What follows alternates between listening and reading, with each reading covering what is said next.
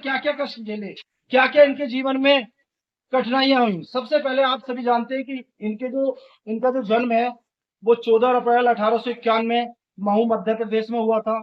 इनके पिताजी का नाम रामजी सतपाल था और इनकी माता जी का नाम भीमाबाई। और सबसे मेन जो कंडीशन थी बच्चों, इनके जो पिताजी थे वो दीवान थे, बट ये एक ऐसे समाज से, दलित और अछूत समाज से आते थे जिनको ना पढ़ने की, ना बैठने की, ना बोलने की कोई भी वो नहीं थी। पर इनके पिताजी दीवान थे।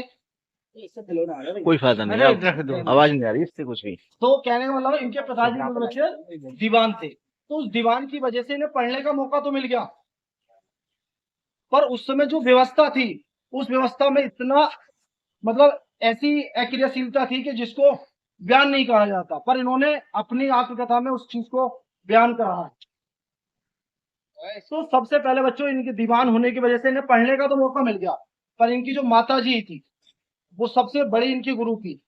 इन्होंने 3-4 लोगों को भी फॉलो किया है, कबीरदास को, ज्योतिबा फुले को और बौद्ध बौद्ध जी को। इन्होंने 4 लोगों को सबसे ज्यादा जो इन्होंने महत्व दिया अपनी माता को।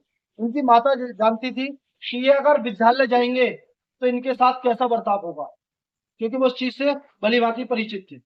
और हम कोई ज्यादा पुरानी बात नहीं कर रहे, मुश्किल से 115-120 साल पुरानी बात की हम बात कर रहे हैं। तो जब ये विद्यालय जाते हैं तो इन्हें वहां पढ़ने के लिए मौका दिया जाता है जहां पर हम लोग अपने जूते या चप्पल उतारते हैं, और उसमें भी एक कंडीशन ये होती है कि अपनी दरी लेके आएंगे या अपना बैठने का कोई सा भी सामान लाएंगे। इन्हें किसी भी चीज को छूने का अधिकार नहीं था। आप सोचो कि अगर आपको कह दिया जाए कि आप सबसे अलग बैठना और ऐसी जगह बैठना है तो कैसी मानसिकता रही होगी। पर उन्होंने अपनी माता से जो ज्ञान लिया था, बोला आपको ऐसे कष्ट झेलने पड़ेंगे जो आप सोच नहीं सकते। तो उन्होंने वो बात अपने मन में बैठा ली। मात्र कितनी उम्र में? 6 साल की। और आप कितनी उम्र के हो? आप टीचर की या किसी की माँ बाप की बात को समझ नहीं जाते। वो 6 साल में इतने समझदार हो गए थे। अगर आपको कोई अनादर कर दे तो आप दोबारा नहीं जाएंगे उसके घर।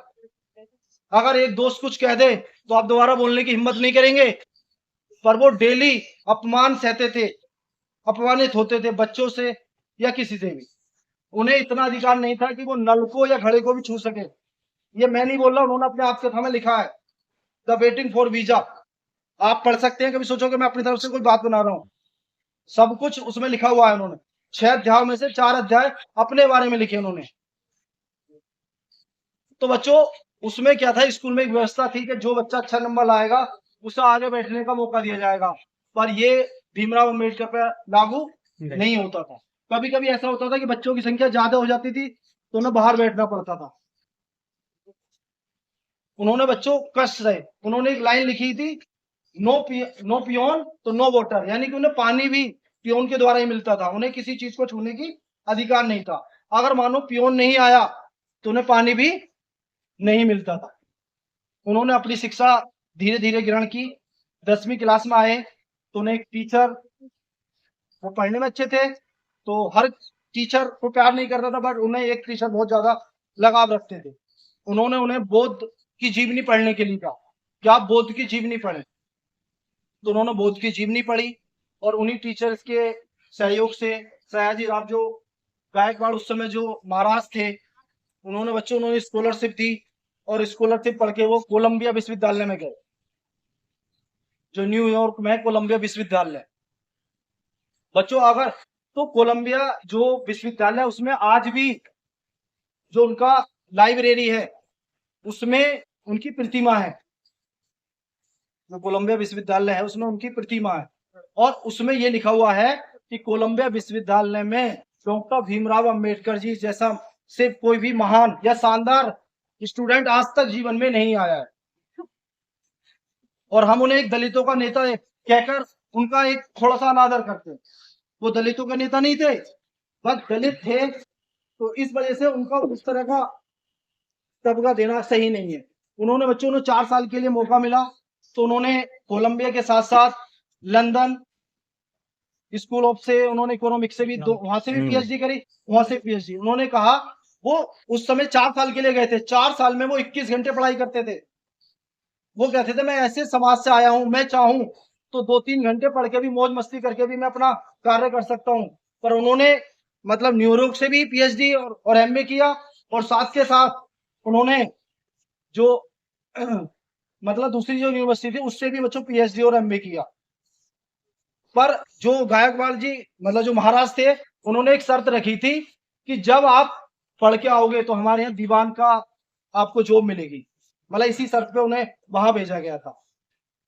तो बच्चों वो वहां से आ गए, उन्होंने 4 साल लंदन में और अमेरिका या और जगह पे गुजारे पढ़ाई के लिए। तो उन्होंने यहाँ की उन्होंने जैसा वहां भेदभाव देखा, उन्हें ऐसे लगा कि हो सकता है 4 साल में भारत की स्थिति में सुधार आ गया हो सकता है कि मेरे साथ जाके जाके ऐसा अछूत व्यवहार ना हो। उन्हें ऐसा महसूस हुआ, पर ऐसा नहीं हुआ। वो जैसे आते हैं मुंबई से बड़ौदा के लिए आते हैं, तो बच्चों उन्हें लेने के लिए कोई नहीं आता है। मुंबई से बड़ौदा के लिए जब वो जाते हैं महाराज जी के पास, मतलब अपने नौकरी करने के लिए, सिविल सर्विस होती है वो भी, तो पर उन्हें कोई लेने नहीं आता। अब वो वहां जाते हैं तो सबसे पहले बच्चों हिंदू होटल्स होते हैं, तो हिंदू होटल में उन्हें रुकने का मौका नहीं दिया जाता है। बोले तुम अछूत हो, तुम्हें यहाँ मौका मतलब उन्हें ठहरने में नहीं दिया जाता। तो पास में एक पारसी धर्मशाला थी, तो वो पारसी धर्मशाला में जाते हैं। तो वहां बच्चों बहुत दिनों से पारसी धर्मशाला में कोई आया नहीं था, तो बड़े मुश्किल से उन्हें रख लिया। जो केयर टेकर था बोले चलो मैं रख लेता हूँ, पर शर्त यही है कि तुम अपना नाम एक कोई सा भी पारसी लिख दो।